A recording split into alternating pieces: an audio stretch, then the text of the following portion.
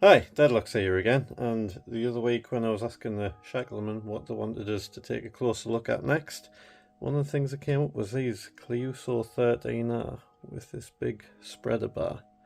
Now just to give you an idea of just how big these are the extended hinge from last week that are teeny weeny compared to that.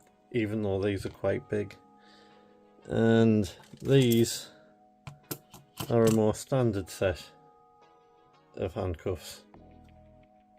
So these are really big and they're really heavy. And really good for bashing people on the head with. Which every time these come up, Mrs. D says that kind of makes us wonder about a thought process. The thought process is, if I ever get caught with a set of them, I have something to escape, I can escape them, and then I have a weapon.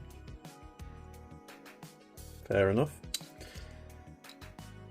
Anyway, they have one big meaty single pole in there.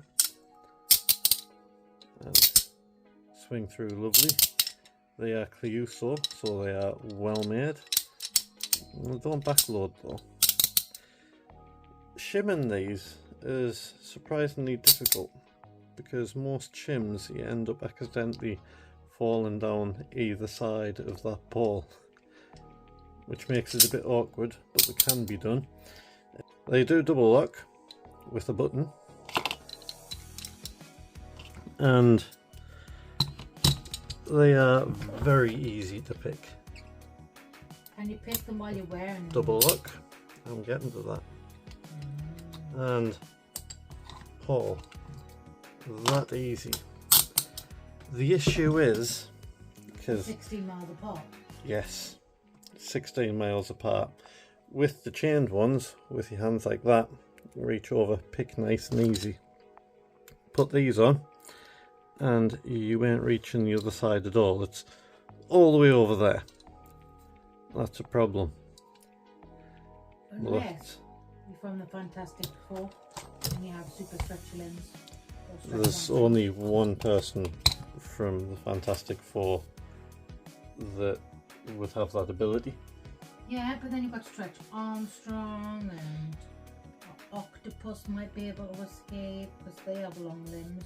An octopus could put its face straight through the cuff and get out its whole body out the other side with no issues whatsoever. Whatever, if it was a chunky octopus. Okay, I will change what I said. Put a hand in here. You ain't reaching all the way over there to pick the other cuff. Unless you're a chunky octopus. But that's a problem for tomorrow. Being a chunky octopus? Okay, come back for tomorrow's video. I'm either going to escape these or I'm going to be a chunky octopus. Write in the comments which one you think it's going to be. Chunky octopus! I've always wanted a chunky octopus as a pet. Why, that would be a chunky octopus as a husband, and that would be weird. That's all from us. See you next time. Bye!